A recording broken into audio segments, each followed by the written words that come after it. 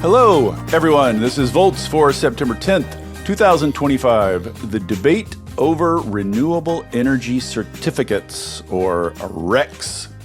I'm your host, David Roberts. What does it mean when a company says that it is, quote, run on 100% renewable energy?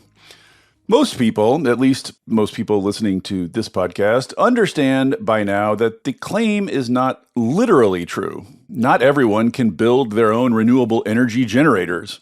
Rather, the companies in question have purchased renewable energy certificates, or RECs, equal to their electricity use.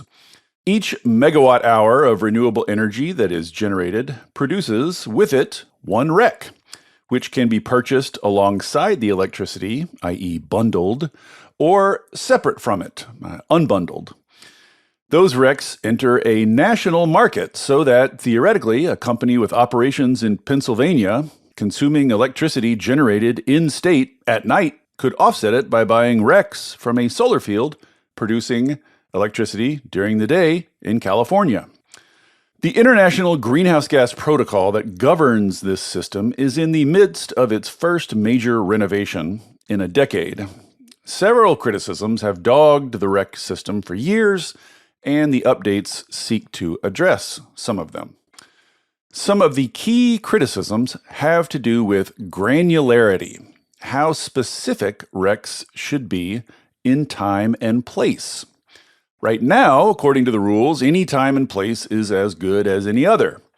But many people share the intuition that to get bragging rights, companies ought to be buying RECs produced when and where they are actually using electricity.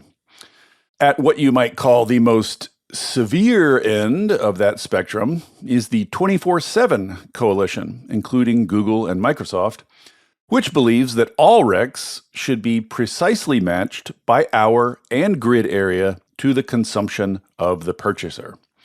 I did a big package of stories on the 24/7 idea on Volts back in 2021. It still holds up. You should go back and check it out.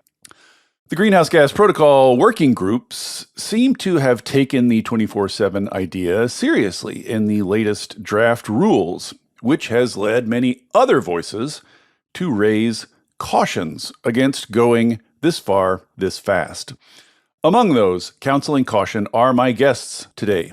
Michael Leggett of Ever.green, a marketplace for high-impact RECs, and Peggy Kellen of the Center for Resource Solutions, who has worked on greenhouse gas accounting policies for many years.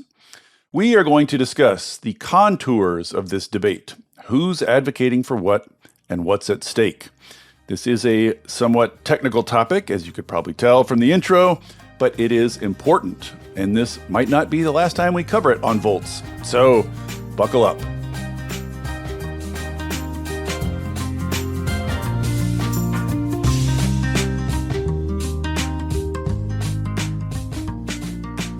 All right then, with no further ado, Michael Leggett, Peggy Kellen, welcome to Volts. Thank you so much for coming.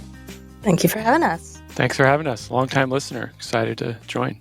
I want to start with some very basic background stuff here, because I feel like in the public's mind, and even in the mind, I think, of some engaged energy people, people get confused with all the different carbon credits, certificates, things floating around.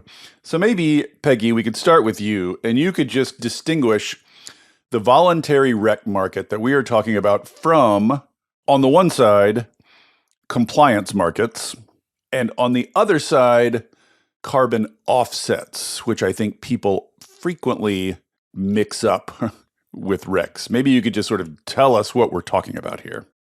So I'll start with running down the differences between the voluntary and the compliance REC market focused on the US.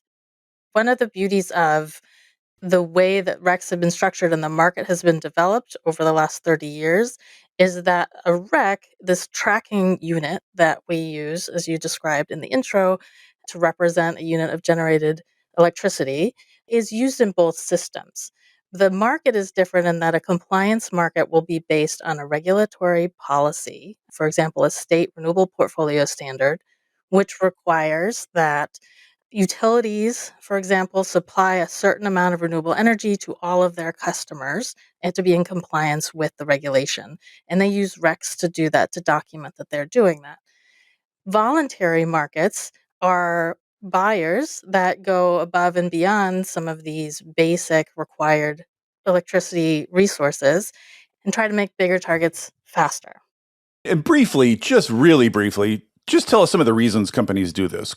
I mean, we're going to come back to this, but companies don't have to do this in the voluntary rec markets. They're buying recs, offsetting their energy use. What are the main reasons why they do that? Is it just for bragging rights, just for reputational benefit?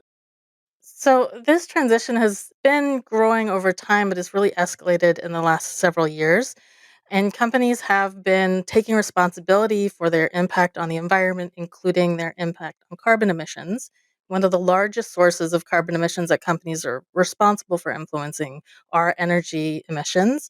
And so that's been more common for companies to disclose what they're reporting through standards like the Greenhouse Gas Protocol. And then once you start disclosing, it becomes more important to start to address and mitigate those emissions. And that's been a big driving force, along with leadership programs like the SBTI or RE100 that have really pushed corporates forward. And so, just to make this crystal clear, in a compliance market, I'm a renewable energy generator. I generate a megawatt. I generate a rec alongside it. But in a compliance market, the rec just goes to the utility. I just give the rec to the utility and they submit it to the state to show that they're complying. They'll retire it on behalf of their customers and a tracking Right. system, typically. Yeah. This is one thing I wanted to get clear on. So, when we are talking about a voluntary rec market, we're only talking about renewable energy generators in non compliance states, right? Because otherwise, their recs would just be going to compliance. Is that correct? Actually, in many states, most states, there are opportunities for the voluntary market to layer on top of compliance programs.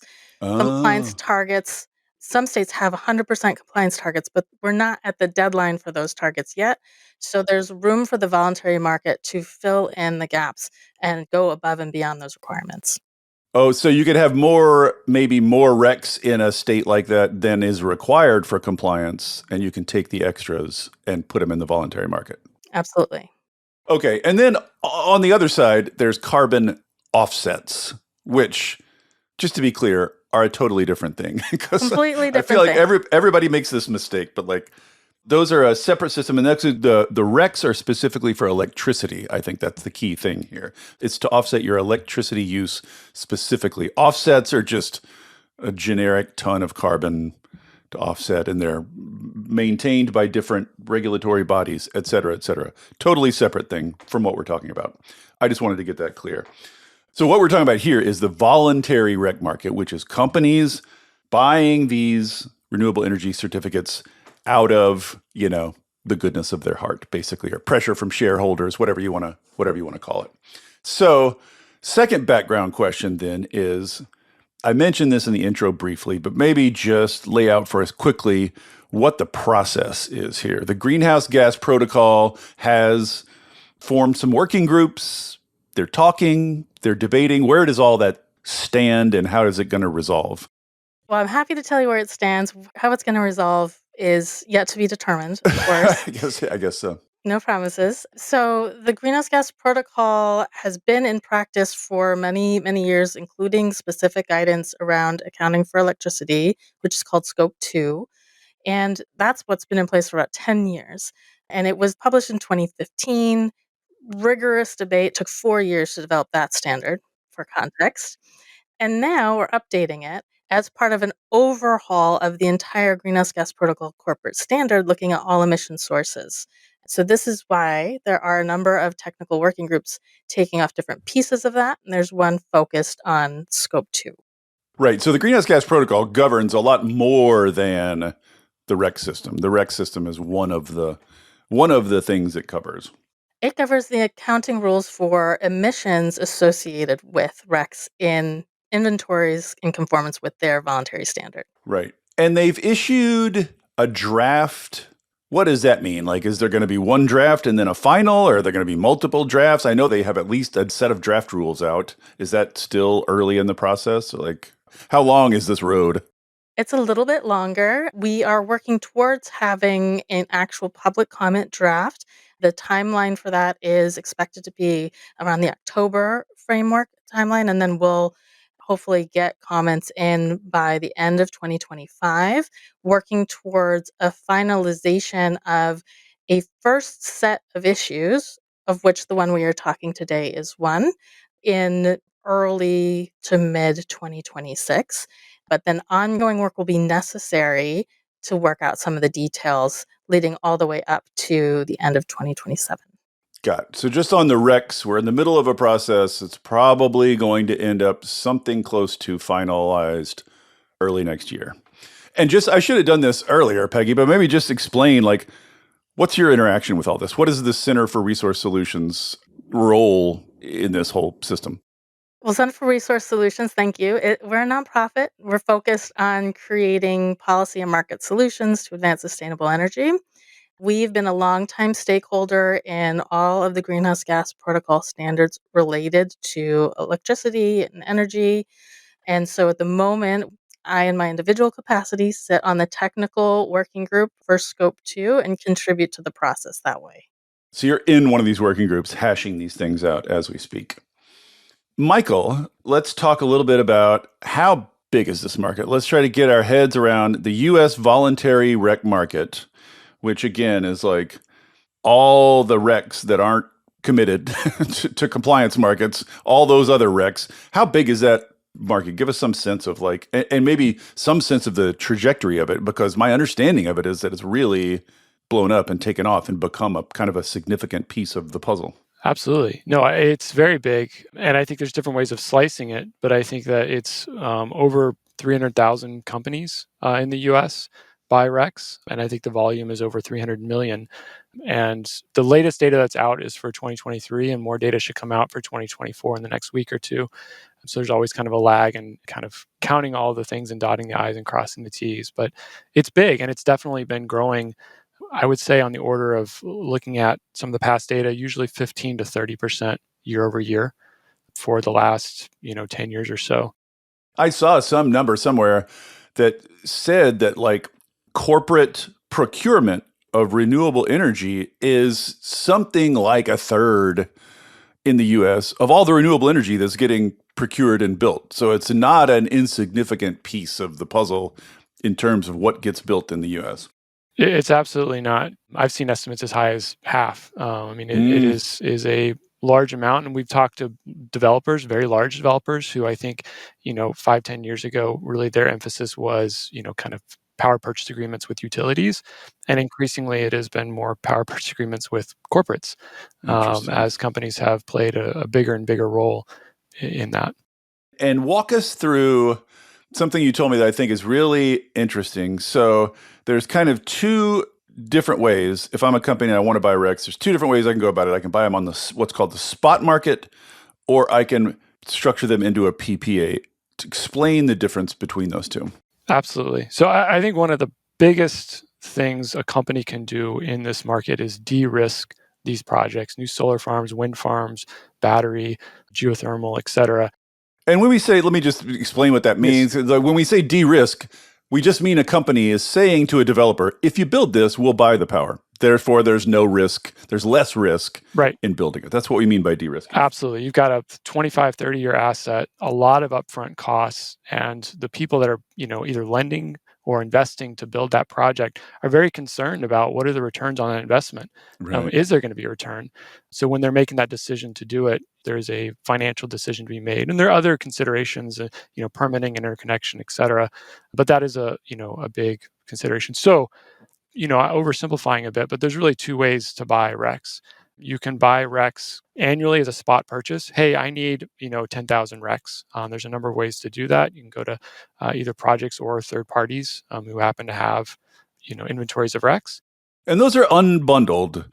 If you get them through the spot market, they're unbundled, or is that too categorical? So there's different kinds of power purchase agreements, and I would say like a virtual power purchase agreement is also unbundled. So unbundled, I think, is a not a great term to delineate the different types of the market, but really it's this kind of one-time spot purchase. I need 10,000 this one time versus saying, hey, developer, I will buy this over the next 10, 15, 20 years at an agreed upon price or agreed upon kind of terms if you'll go build the project. So kind of this long-term forward commitment. And I think a lot of the criticism over the last, 10 years of the accounting standards has been a lack of kind of consequential impact on building more projects. And a lot of companies have responded to that by voluntarily going beyond these spot purchases to actually make these long-term commitments, forward commitments to projects that have been very material and consequential. I think estimates I've seen as high as 200 gigawatts of new solar and wind have been connected to these long-term commitments across the world, and 100 gigawatts in the US. So just to clarify that a little bit, so spot purchases are like, I build a renewable energy generator. Say I sell the electricity to some party, and then I throw the RECs into this big national market, and all these other generators are doing it. And so you got this national market that's just a big bucket of RECs that have been detached from their source that you can buy in specific numbers. That's what unbundled is, basically. You're just like buying from the big pool. Whereas a PPA, you're saying to a potential developer, build this and I will buy the results from you, theoretically inducing them or making it easier for them to build a project. So Yep. again, these are all, this is such a complicated topic that these are all in somewhat, there's like caveats to literally everything we're saying, but by and large, if you're buying on the spot market, you're not doing much to spur additional construction of renewable energy projects.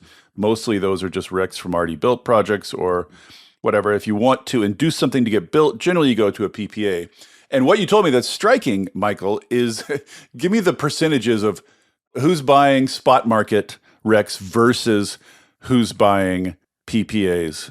Yeah, again, some of the data out of NREL suggests that about 0.5% of the buyers, so of those 300,000 companies in the US, about 800 are doing through these long-term forward commitments. So not many as a percentage, but those are very large buyers. They make up about half of the volume of the voluntary market through these long-term. So that's wild. I really want to emphasize this. So this is a relatively tiny percentage of companies buying PPAs rather than on the spot market. But those few companies that are doing it are having fully half the impact of the entire market. yeah, I mean, half the volume and the majority of the impact, depending on how much impact you ascribe to the spot purchases. But yes. Right. So the PPAs are sort of like the big hitters in terms of the impact of this market. Yes. All right. So that's the existing system. It's pretty big. It gets a lot of renewable energy built. There's a lot of ongoing critiques about whether it's having the effect, the markets are having the effect it should have. So maybe let's just talk, before we get to the proposed reforms, to the main critiques of the market as it exists now. And again, you could do an entire pod on these critiques. They get very complicated, but I think we can mainly put them in two buckets. The first bucket is just that it's not accurate. So explain what that means. Let me just ask this, Michael. So when we say it's not accurate, like I'm, using coal in the middle of the night in Pennsylvania, and then I'm buying daytime solar RECs in California, and I'm claiming to have offset my energy use. Now, literally, in terms of accounting, I did offset my energy use. I bought the number of RECs, right? Correct. But I think when we say inaccurate, what we mean is that when I say I offset my electricity consumption, what I'm implying is that I offset the greenhouse gas impact of my electricity consumption. And that is not true, because I'm not offsetting as many emissions by buying solar RECs as I am creating greenhouse gases by consuming coal in the middle of the night. Is that what people mean when they say that this form of accounting is inaccurate? I think different people mean different things by it. I think that there is some group that goes into just the usage claim. Are you claiming to match? Are you claiming to use? And there's a slippery slope there, which slides quickly into the theoretical possibility of claiming usage, which is really not possible. I want to pause on this. If they mean it's inaccurate, like you didn't literally consume the electricity from California, well, then the whole market is inaccurate. I mean, the whole premise of the market is, you can't claim to have consumed the exact energy you you procured. That's physically impossible. All the electrons just get dumped on the grid and mixed in with all the other electrons. So if the idea is it's only accurate if you're literally physically consuming the energy that you're buying through RECs, then you could not have an accurate Bingo. market, right? Like there is no such claim, basically. I guess there is no such usage claim. So it doesn't really make sense to say it's inaccurate. I think what you could say, sorry, I'm talking so much, but I've just got all this stuffed in my head and I'm worked up about it. But what you could say is that even though you're not saying this is the energy I used, I literally consumed this renewable energy, maybe you could say there's some implication, though, that you're like buying renewable energy that is at least material to the markets in which you're operating. Do you know what I mean? So, like, maybe you're not claiming to directly use the energy, but I think a lot of people have the feeling, that's what I mean about the intuition I referred to in the introduction, that like there's something iffy about saying you're offsetting your energy use when you're buying energy that's very far away in time and space from the energy you use. People sense something wrong about that, but it's important to say it's not inaccurate in that way. It's not inaccurate in the usage claim way because there is no such usage claim. You couldn't Yeah. ever make such a usage claim. So that I think is just I think that's just a mistake people make about what the market is or what it's Yeah. claiming. Yeah. Peggy, you look like you want to jump in here. That's right. It's very intuitive to think about electricity is physically delivered to an end use customer and associating that charge. It's not even really an electron that you're, purchasing, but it's a service and associating a particular service with choices you have in the market. In reality, you don't have choices about the generation that's physically supporting your load at any time. Right. There's no physical chain that can be proven, and that is the reason that the certificate markets were invented, to have a Right. unique, exclusive claim and enable this procurement either on behalf of customers under compliance or by customers in these voluntary markets. Yeah, it seems like if you could build the physical chain, you would just buy that energy and use it, and you wouldn't be bothering with RECs in the first place. If you could like physically access renewable energy, what point would there be in RECs at all? Right? The whole point of Yes. RECs is that a lot of people can't physically access. I will say, just as a footnote, there is one way you could build a physical chain and guarantee renewable energy, which is operating off grid and building all your own renewable energy on site. That is the only way that you could say physically I'm consuming renewable energy. But the whole point of the REC market is that you can't say that. So anyway, this is long-winded, Michael. So that's not really an inaccuracy. That's more like a mistake people make about the market. But is it inaccurate in material ways, in ways that do matter? Do you know what I mean? Yeah, absolutely. So I think you said something that I think really kind of gets to the core of this, which is, this is the greenhouse gas protocol. This is emissions, right? We should be caring about decarbonizing our world. And I think that is what we all care about, everyone involved in this. And so, any amount of debate around accuracy should be about the accuracy of the emissions, decarbonization. And so, like, yeah, if you're on a relatively dirty grid, if you are sitting right next to a coal plant and you have really high emissions, and then you're buying a REC off of a project on a relatively clean grid, the impact of that megawatt hour may not equal the negative impact of the megawatt hour near you, but it could go the other way too, right? You could be on a relatively, like, let's say you're in California, let's say you're, and actually there are more buyers based in California than there are in other places. So saying you have to go local and support what is local inhibits you from saying, well, actually, the grid next door, in the state next door, is dirtier. Or I'm in a state where there is an aggressive, program, an RPS saying that we need to decarbonize. My utility in my state is working on that, but the state next door isn't doing anything. So companies really have, I think, elected to try to maximize the impact they're having in two different ways. I think there is what you buy and how you buy it. And so what you buy can be about, I really want to support 24/7 and I want to support storage. And so I'm going to support geothermal, or I'm going to make sure the batteries are on the project. or I'm going to make sure I have consequential impact on these projects. I'm going to sign a PPA. None of this is required. Companies are voluntarily doing these things to go above and beyond because they want it to be defensible to themselves, to their employees, to the public, to their investors. They want to help decarbonize the world.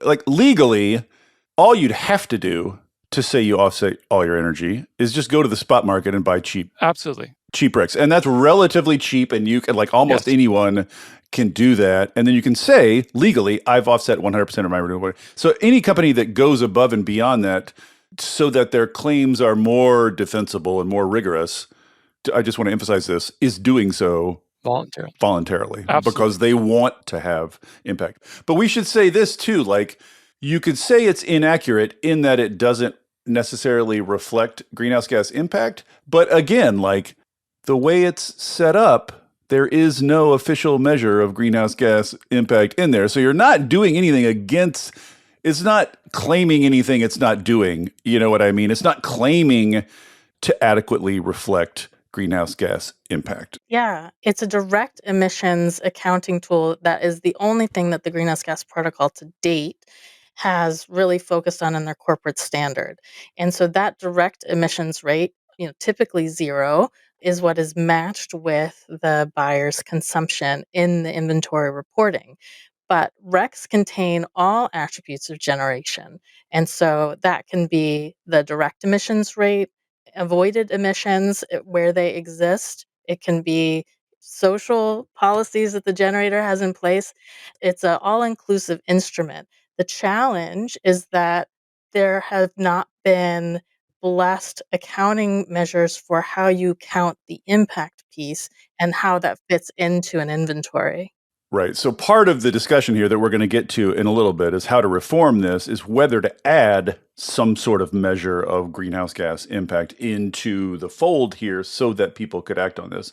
But just to say that, like, people's gut sense that it's inaccurate, I think, is less anything wrong with the system, but just like people want the system to be doing more than it's doing, basically. Like, people want the system to be accomplishing things that it's not currently set up to accomplish. The system is not claiming to be doing any of these things that it's not doing, right? So it's like, it's inaccurate to say that it's like, I think it's true that the greenhouse gas protocol is not claiming that, but I think that impact has long been sold. I mean, I think this is a robust market with many, many, buyers and sellers and marketers. And there's a lot of people, I think, from early on said, our collective action will have an impact and do more and have more projects built. yeah, there are a lot of fuzzy impact, sort of Sure. implicit claims flying around. So I think you could fairly say, if people are going to be out there bragging about impact, we ought to measure impact somehow so that they can make accurate. So, okay, so the first critique of the existing system is these inaccuracies, which, as we say, are less sort of like inaccuracies than just the system not doing other stuff people want it to do. And then the second critique is about additionality, which I think really gets at the key here. So the critique is what we want corporate procurement to be doing is getting more renewable energy built. And if you're just buying spot RECs on the spot market, for all you know, they could be produced by some already built solar farm that was built 20 years ago that's just still generating RECs. You're not going to get anything new built. Additionality is the critique here. So again, Peggy, maybe I'll start with you here. Like, is this another one of those things where you think, well, like, it's not built for that, so of course it doesn't do that? Like, that's it wasn't designed to do that, so of course it doesn't do that. Like, is this another one of those sort of cases? Well, first, I'd like to start by adding a little context about choice within RECs, regardless of how they're procured. So that information about, is this the facility new date? When was the facility built? Where the facility is? Those are all connected to the REC. Depending on who you are, how sophisticated of a purchaser you are, you may have more or less visibility into that. But if you want to procure only from new generation, but you're going to use a spot market, it's completely possible. Companies still have those options. It's just not a feature of the system to require it. But there are programs like one that our organization runs called Greenie, which have some of those limitations that say, okay, these types of things meet our criteria for helping drive new generation. And so that's what you should procure. And you can see which RECs or products that are based on RECs meet those criteria. Right. So just to say, if you want additionality, you can get it. You can buy RECs that have more or less of it, basically. If you want new, you can get it. Additionality is a very complicated, heavy word Yes, coming out of the I offset hate it. space. I hate that word so much. Yeah, But if you want to spur something new to get built, you can design your REC purchase to do so. But it's not a default feature of a REC purchase, I guess would be the absolutely. way to put it. Okay, there's lots of talk about how to reform these things. There's working groups, there's white papers flying all over the place and counter white papers, podcasts every which way you look. This is one of those things where like 99% of the population doesn't even know it exists or is happening at all, and 1% is extremely worked up and angry about. So let's talk first then about 24/7. So there is a faction of people. Google, I think, is sort of the big leader. Google was who I sort of interviewed when I did those stories on 24/7 a while ago. Google is coming to this, I think, from a good place. They're looking around and they're noticing that, we have facilities and all these different kinds of grids. And it's not necessarily like when we buy RECs, it's not clear to us that we're actually improving the grids, that we're not actually like cleaning the grids we're on. And we feel a responsibility to clean the grids we're on. So they are, I think, voluntarily shifting their REC purchases to what's called 24/7, which means if I'm a renewable energy generator and I generate a REC, it's not just a generic REC that goes in a pool of other generic RECs. It is marked of a particular hour of a particular grid area. And so when you buy 24/7 matching RECs, meaning you are buying RECs from the time and the grid where you actually consumed power. You're matching the REC to your power. Google is doing this voluntarily, as far as I can tell, because they got a bunch of nerds there who are genuinely, obsessed by and committed to squeezing out greenhouse gases. And they've figured out that like internally, this is what they have to do. But then there's the larger question of, should that be made mandatory for all voluntary RECs, which I guess is Google's position here. That's sort of what they're advocating for. So I want to start by steel manning, doing a little bit of steel manning, just sort of like putting the 24/7 thing. Why does it appeal to people? Sort of the advantages of it. One is, and I'd love to hear your guys' reactions to all of these, but one is just that sense people have that the existing system is inaccurate. This addresses that. Like it addresses that intuition. It would be more accurate and thereby have more integrity if you are matching RECs to the time and place of your consumption. That's the main argument. So Peggy, do you buy that? Because that's sort of the fundamental, the question of whether we want to move in the direction of greater granularity, basically. Greater temporal and geographic granularity is the big overriding question here. And I guess I would just put that to you. Like, do you buy that premise that this is more accurate in some way than the existing system? Hey there, everybody. Don't worry, I'm not going to tell you about a new mattress or push a credit card on you. This isn't an ad. There are no ads on Volts. It is supported entirely by listeners like you. If you'll indulge me for a second, I'd like to ask for your support.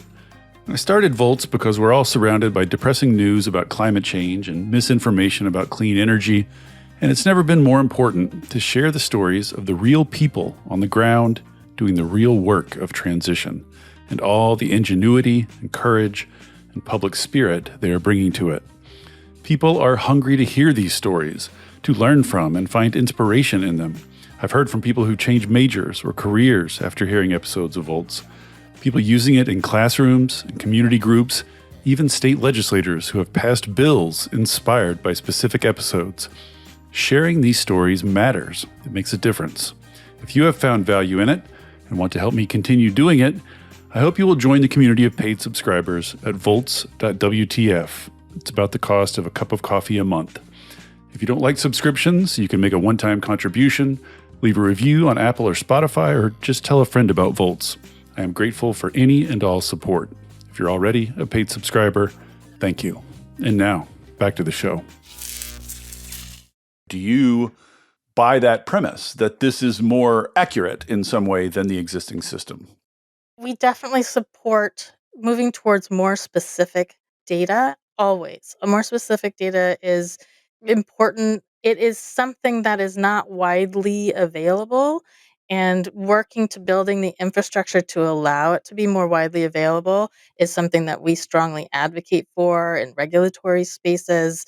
The way recs are issued right now is often either on a quarterly or a monthly basis, and then those will be timestamps with that unit of time. And so there are opportunities to either provide more information about what hours that covers, so that perhaps those could be disaggregated, or to work with tracking systems to move towards issuance of tradable hourly minted rec certificates Mm-hmm. that are minted more frequently. And that makes the market more fluid and dynamic and useful. But I would go back to our earlier conversation about the accuracy of the claims being that it's sort of an exercise in leaning into this misunderstanding of how electricity is delivered. And I don't think that's why Google really posited this to begin with. Google had huge targets that they had been meeting for years, and they started to look at, well, we're still having an impact, even though we're 100%. And so, how do we address that? And how do we use the market to try to encourage others to use collective demand to address that? And it's an innovative approach. But you don't think that it should be mandatory. You don't think that it should be the baseline that all recs should be matched to time and place? At this time, in the market's infrastructure and development, I think it might have an unintended consequence of pushing a lot of those important voluntary buyers out of the market. And it does make certain types of procurement much more challenging. Yes, but I just want to keep these critiques distinct. It might be more difficult for people, might drive people out of the market, but those are separate questions. My question is just, if we did it, do you think it's fair to say that the end result would be more accurate, or do you sort of reject the idea that that's how you measure accuracy in the first place? Michael, I'm interested in your take on this too. Like the intuition that geographic and temporal granularity is more accurate somehow. In a sense, Peggy's right. Like that's just leaning into the misunderstanding that you're talking about physical claims here, which I get. But on the other hand, I also feel the intuition that there's like something preferable about it, right? Like there's something to that. There's like a scale and an optics like angle to all of this. Like one of the ways I tried to simplify it in a question I asked at a conference was, we all agree that 1 + 1 does not equal 100. And so let's say that this gets us to 1 + 1 = 90.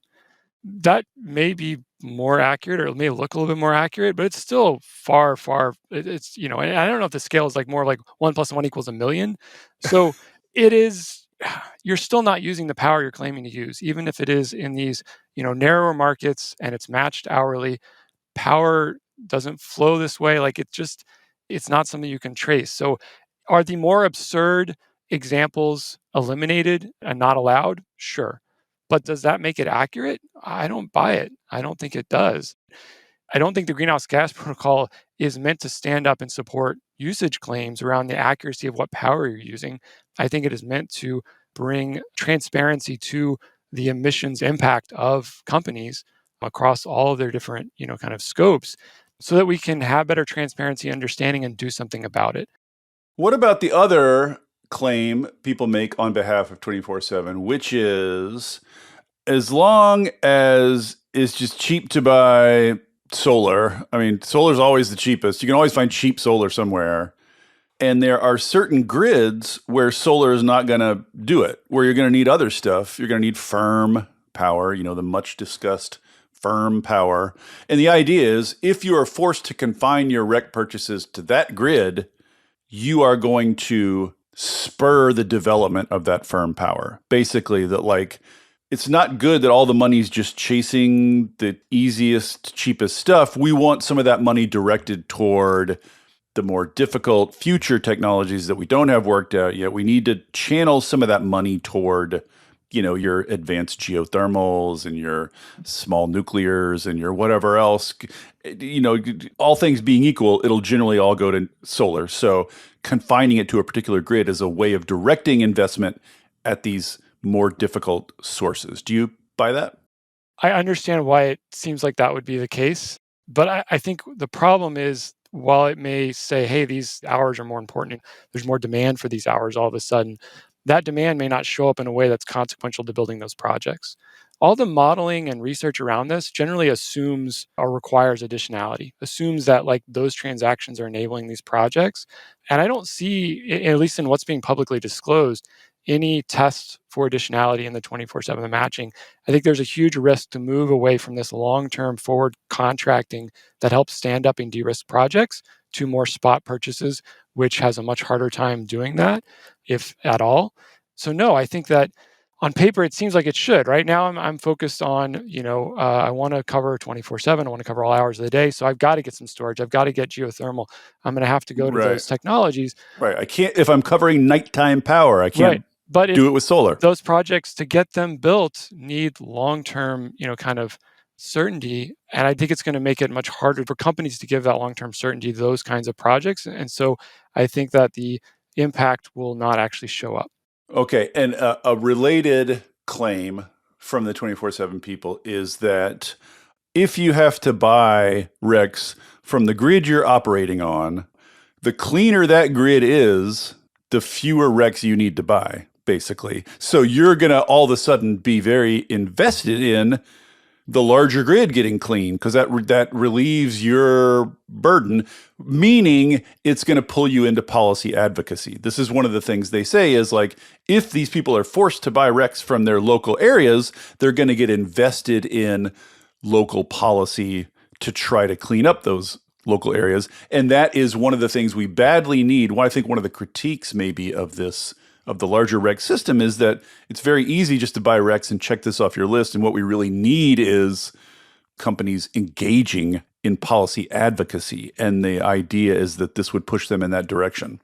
Do you buy that? Maybe I can jump in on that Yeah, one. please. So, one of the tangential sort of issues that are also ongoing in the Greenhouse Gas Protocol update is more clarity around something we're talking about as standard supply service, which is those compliance programs are delivering that load, often building new generation, building new projects to do so, making available customers in that state. And the Greenhouse Gas Protocol is moving towards being more explicit about those companies being able to claim that in their accounting. So that is built into the matching that is allowed in the new proposal. So there are many pathways to encourage engagement in policy, advocating for more generation through compliance programs, opportunities for voluntary, and the accounting mechanism that you use isn't necessarily going to make it more or less likely as long as companies are able to get credit for that generation that they're paying into through their electricity bills with their utility, and that will be able to be reflected as a portion of their load matched with RECs. Mm. Michael, what do you see companies? I mean, you interact with a lot of these companies that are involved in these markets very directly. So, what's your sense of their appetite for policy advocacy, and do you think this shift would push them in that direction? I think Google has certainly taken that mantle, but I don't think Google is emblematic of what other companies can or will do. So no, I don't think it will push that. Similarly, I think Google, like I have a lot of respect for what Google has done. They've done the 24/7 on top of these long-term contracts because they have massive amounts of load in very central places. So they'll have a data center, they'll do a wind PPA, a solar PPA, maybe add some storage. They're able to do that, and that is not representative of much of the market. And so there are things that they have done. I think they also, I've heard they'll do like tolls on batteries. And you did a great pod with Emma and Jacob from Tierra Climate and talked about kind of there are ways to add storage to the grid that actually increase emissions. And there are ways to do it where it decreases emissions. And if you're incentivizing this around kind of corporate matching to load, it has the risk of increasing emissions instead of actually decreasing emissions, if we're actually doing this around the emissions, which is this should be emissions accounting. Well, this So many rabbit holes. Sorry. all the modeling nerds have modeled this, and they claim that shifting to 24/7 would lower system level emissions. That's what the models crank out. Do you think the models are missing something? I think they're making a bunch of assumptions that are not being carried over into the policy. So I think they're assuming things like additionality. They're assuming high levels of participation of 30% CNI participation. And so they're making assumptions and like you've got to lock down some variables, right? It's hard to kind of get into this, but I think that the assumptions don't really match necessarily how the market works or how the market will react to this. And I'm absolutely like a lot of our buyers, our whole company is trying to make, long-term contracting more accessible because there are companies like some of our customers are $50 billion companies that are not big enough to do PPAs. That is why there's not more companies doing them. So Yeah, actually, wait. Let me just pause here and frame this. please, So let's pivot from the benefits of 24/7 to the big critiques because this is what you're getting into. So one of the big critiques, let's just hit this first, is what you're saying, which is this is gonna make say I'm a company and I've got loads, all over the place, several different grids. If I'm trying to piece together RECs to match my disparate, dispersed load, that is going to make it more difficult to package them into a PPA. So this is going to shift more buying to the spot market, which has less impact than PPAs. You're saying this is going to make it more difficult to do PPAs. Maybe just yeah. explain briefly why. I think to understand that, you have to understand why aren't more people using PPAs? Why are they difficult? And I think Yeah, why is it only a small percentage, totally, especially when they have such visibly outsized impact yeah. relative to spot? The three big impediments to doing PPAs is the contracts are very large, they're very long, and they can be quite risky. So companies aren't necessarily don't have enough electricity to be able to do a contract. And some companies, like us and others, will try to do fractionalized. Okay, we'll pull together 10 different off takers. Developers don't tend to like doing like 10 different contracts. They want to go find. They'd rather do one contract with Google, and they want that company to have a high investor grade credit rating, and like there's a whole bunch of different kind of things that go in behind that. So you can't act as the counterparty, sort of like aggregate those 10 and then you just sort of play the role of Google as the main. Is that kind of what you do? That's a lot of what we do, and we'll do. Sometimes that has credit obligations, and it gets hairy. I mean, that's So yes, that is our business is of trying to do that, but it also is, in the length of the contract, is often 12 to 20 years. A lot of companies say, I just can't. I'm not willing or able to do that, Yeah. or the risk. If it's a lot of companies, a lot of these are actually virtual power purchase agreements where the price you pay floats inversely with the wholesale price for energy. So all that to say, how much you're paying for each rec changes. It could be $0. It could be negative. You could actually be making money, or it could be $100 or $200. So there's a lot of risk that companies aren't excited about signing up for. So when you are shifting, a lot of ways that companies kind of make it so that they can use these things is one of the things they'll do is they'll aggregate load across regions, right? You've got a big nationwide retailer who's got stores in every state. They will say, well, collectively, this is 100,000 megawatt hours a year. Boom, now they're big enough to do a PPA. If you're saying, no, no, no, no, you can't just do one contract, and these contracts have fixed costs and complexities, you need to do one in each region. Well, all of a sudden, they're not big enough, and the fixed costs add up. So it gets really hairy. And so instead of doing that, and if you did sign a PPA for all the RECs, all of a sudden, not all of them can be even used because they have to match the hour and time. So I need 30 RECs in this hour, and I got 45 from the project, so I've got 15 extra. Well, so now I need to go sell those, I guess, and there's probably oversupply in the market in general, so they may not be worth much. It just makes things really messy. So it'd be much easier to say, you know what, I'll just wait till the end of the year when I know how many RECs I need in each hour in each location, and then I'll go to the spot market and I'll buy what I need. Why do a PPA? Right. So one big critique here is this is going to shift buying away from PPAs to the spot market, thereby reducing impact. And second big critique, which you also touched on here, is just that this is going to raise the cost and complexity of doing this. Because right now, it's just trivially easy, basically, to any little, like I'm in a single member LLC. Well, maybe I shouldn't have said trivially. I've triggered Peggy, but it's relatively easy now just for a small business to go on. But if I have to think about, if I have multiple loads in multiple different places and I have to think about matching each one of them, just right there, you're just increasing the bureaucratic load, the cognitive load, the analysis required. Like, one of the things I feel like we all need to keep in mind, or like listeners need to keep in mind as we were discussing this, is the voluntary nature of the voluntary reg market. No one has to do this. It's entirely possible that you could make it a big enough pain in the ass that they just don't. So, is that one of your worries about Well, this? your words, not mine. But yeah, so you have to think about how do we leverage and grow the voluntary market? And that's something that we're always thinking about. And one of the ways is to make renewable energy procurement more accessible. And I'll note, in addition to the items that Michael identified, there are different market structures across the United States. And in several, the only option for procurement in that region is an unbundled rec attribute.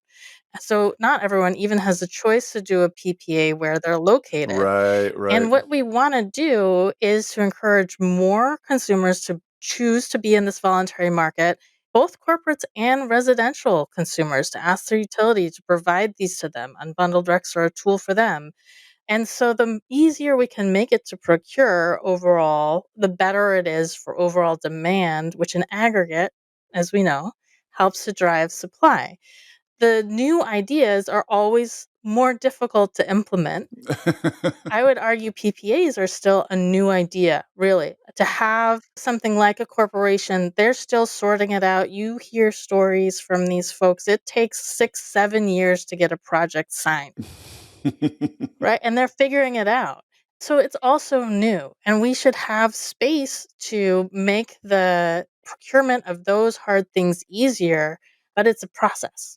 One final question before we talk to some alternate reforms. What happens if we're on a 24/7 system and my load is in a compliance market?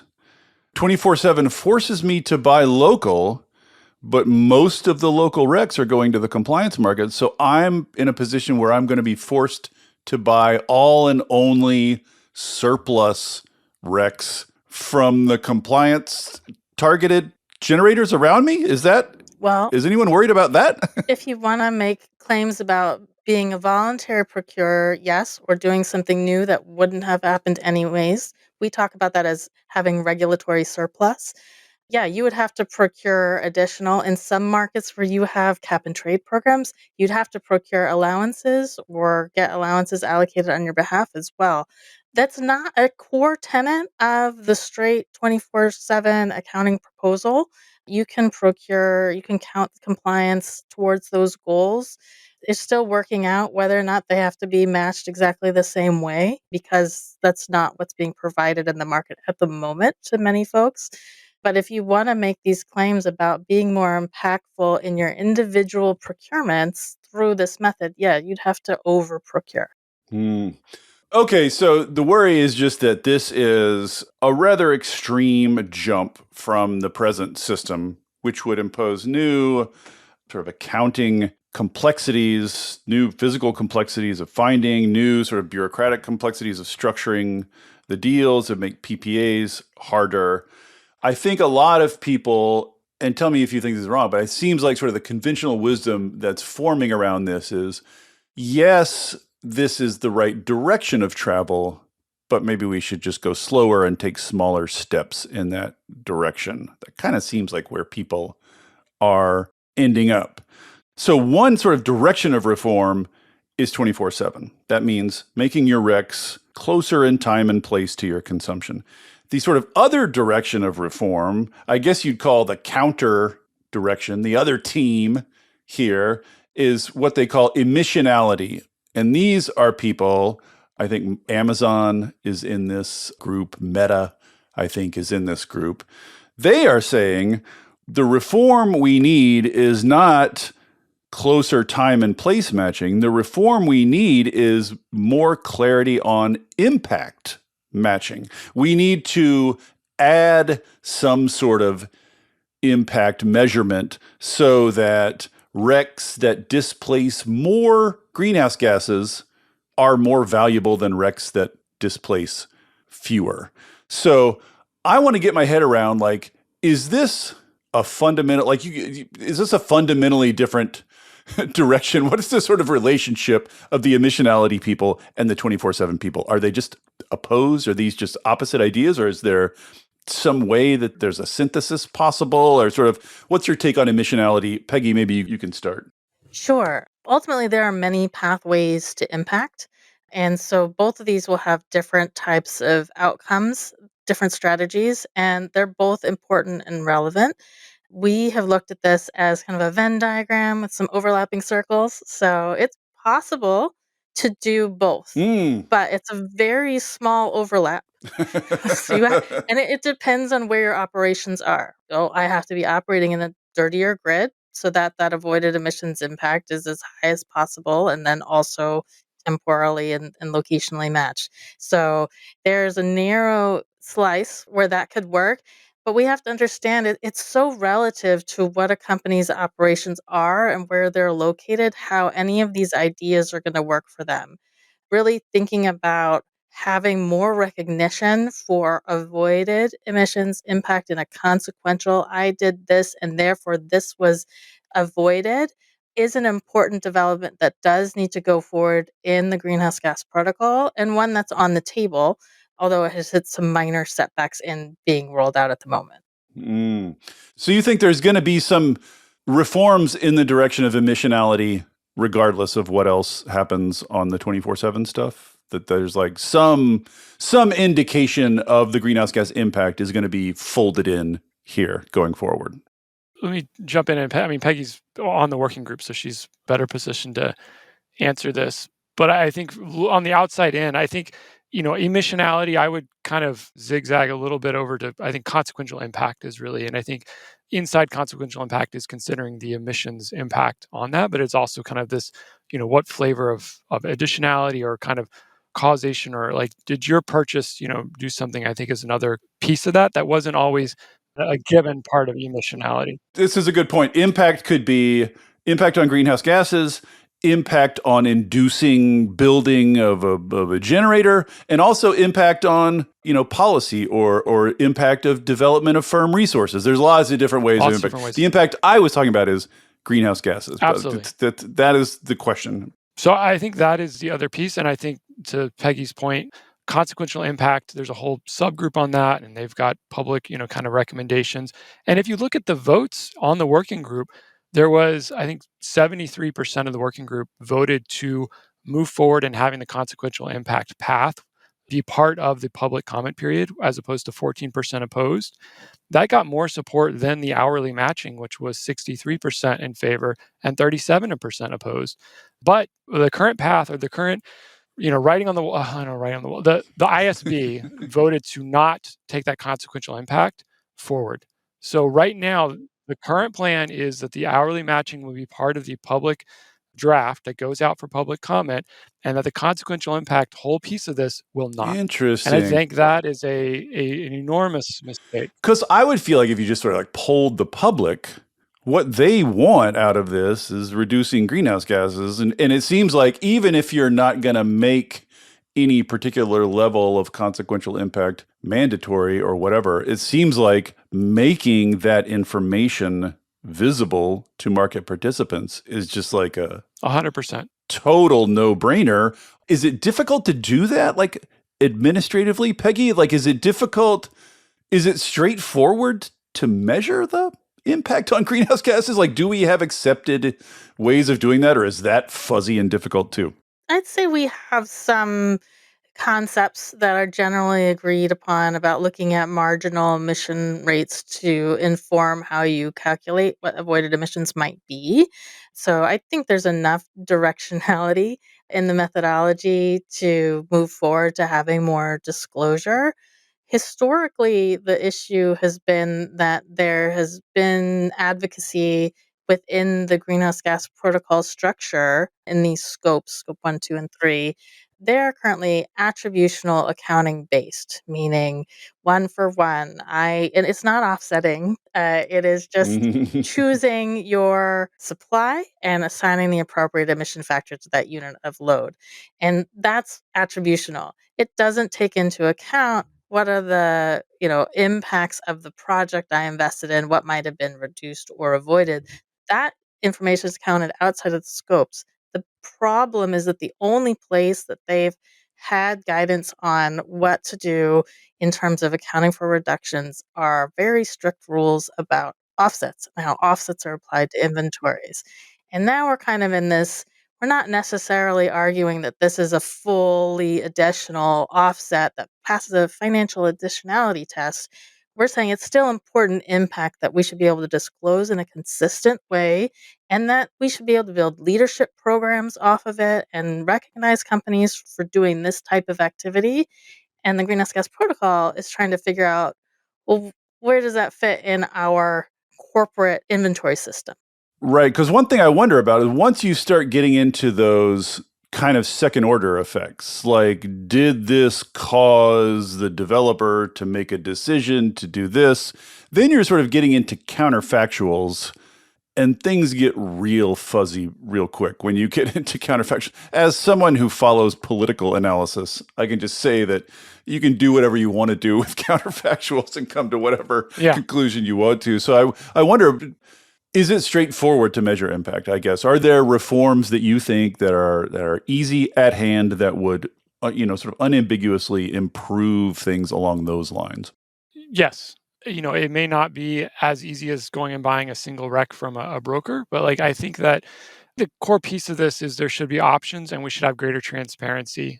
It's kind of think of it as like a nutrition label where we should be able to see, what's your hourly matching, what's your, Right. location, what's your impact, and maybe some companies say, you know what, we didn't do anything in that bucket, and so we get an X or we didn't. I'm all for greater granularity, greater transparency. What I don't like is right now the proposals seem like they're choosing a winner. And that winner, while it may seem an accounting standard, also will have implications for choosing procurement methods, which will have implications for impact and the rate at which we decarbonize our world. So back to your original question on are there ways of measuring or quantifying impact? That is like Evergreen, because that standard doesn't exist, basically wrote our own standard and published it to try to be really transparent about this. And we look for a material role that the recs are playing. So we'll look at like kind of a 20-year, the first 20 years of a project. And I want to know that the revenue coming from my rec contract is a material piece of the investor's return or of the cost of capital or other things, as well as kind of legal attestations from the developer saying, we couldn't build this project, like we couldn't have gotten it funded or financed without that material support. Is that perfect? I'm sure there are problems with it. I'm sure there are ways to improve It's it. one thing for you to do it as a service to buyers. It's another thing for the Greenhouse Gas Protocol to try to do it, because then Yes. you really need to lock down like a reliable method that everybody trusts. Yes.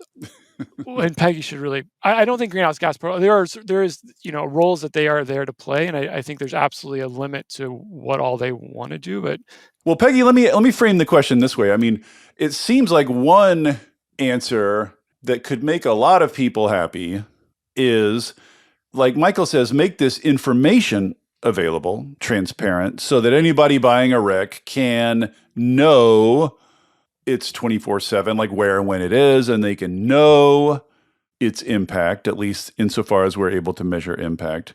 But that those don't come with any new sort of requirements, so that you can have kind of like voluntary tiers. So if I'm a company that wants to go 24/7, I can. If I'm a company that wants to go full emissionality, I can. So my big question about it seems like that would make everybody happy. Everybody could do what they want.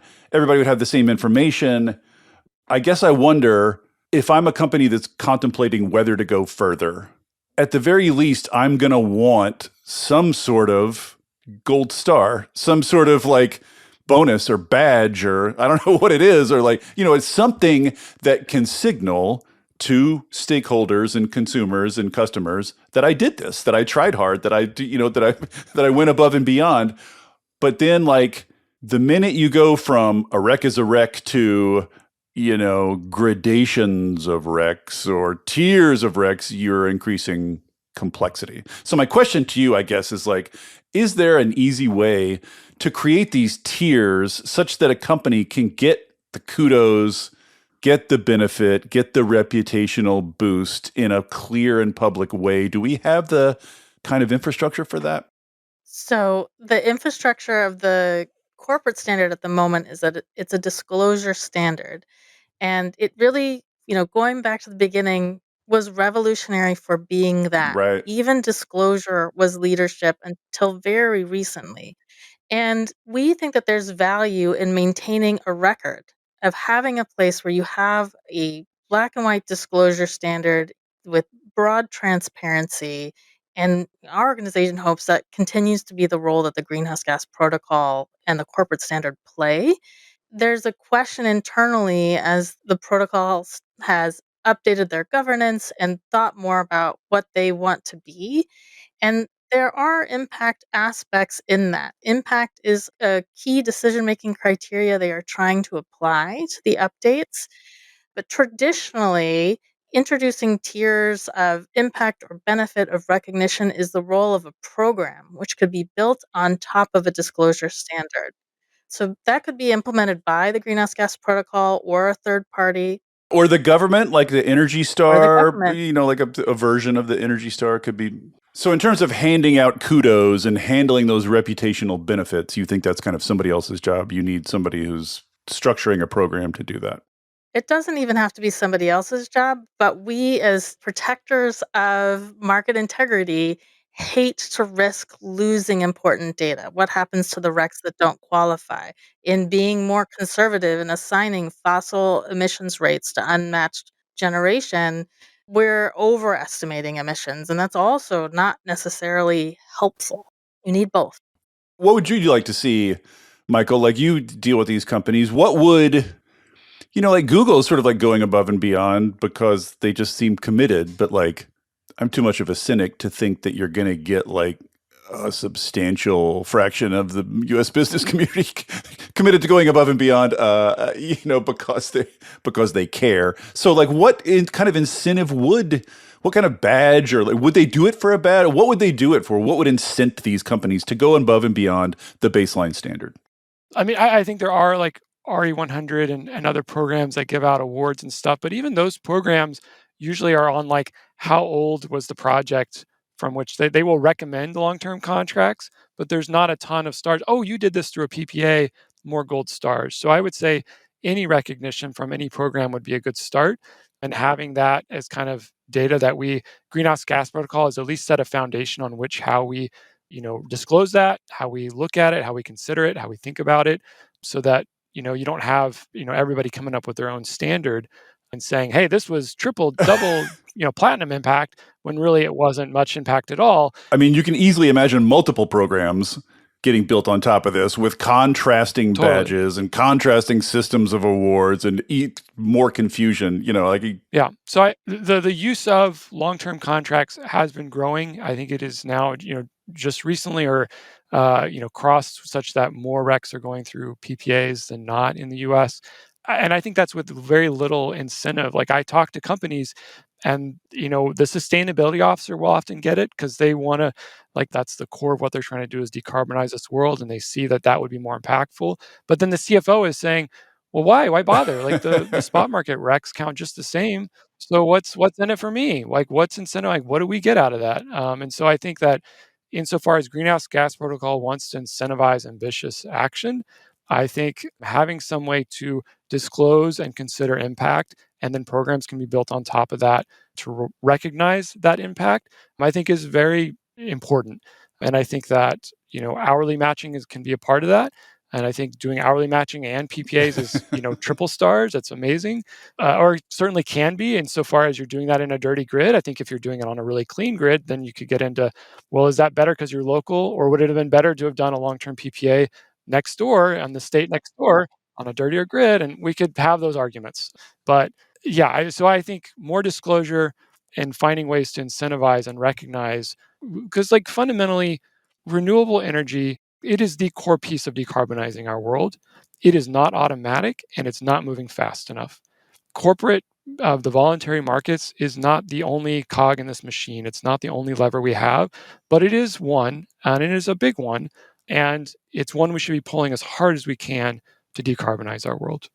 Separate from going to full 24/7 or implementing some sort of emissionality measure standard, what are some of more sort of proximate reforms you could make purely in the name of improving additionality, basically? Because additionality is one of the sort of core problems here. And right now, the way the system is built now, you can easily purchase RECs with zero additionality. So, what kind of reforms would sort of, I mean, do you want to primarily make that more visible and transparent, or do you actually would you prefer actually the protocol to require some minimal level of additionality? Um, That's a tough one. I don't see the protocol requiring. I think they often talk about how we are not trying to pick winners in procurement strategies, and I think additionality is whether or not that's there or not really comes from, how did you buy what you bought? So I think some base rules on what is impact, how to test for it, how to disclose it would be such a huge step forward. I think tagging every rec with what did this come from? Because a spot purchase it could be like Ever.green signed a 20-year PPA, and then we turned around and sold those, in spot transactions. I would say that impact is absolutely transfers with the rec, is attached to the rec in the same way that the zero emissions factor is. We don't have standard rules, an agreed way kind of on how to do that across markets and across market participants.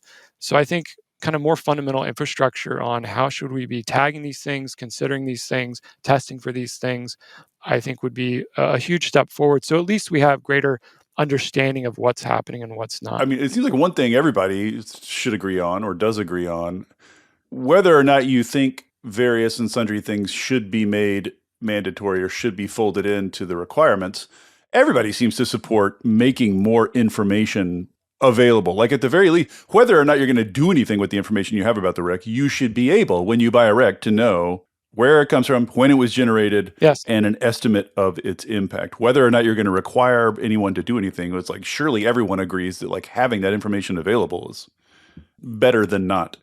100%.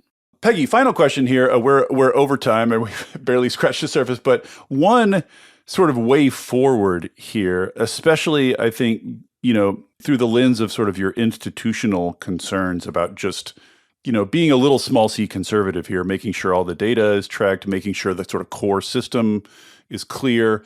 Is there on the table, or is anybody talking about a sort of phase in of various things? Because this whole thing of like, giant fundamental revisions but only once per decade seems like kind of a weird kind of a weird way to go about it. Is there any talk of like changes that phase in over time, like like in 2 years we'll require this and in 2 more years we'll require this? Is that on the table as a solution here?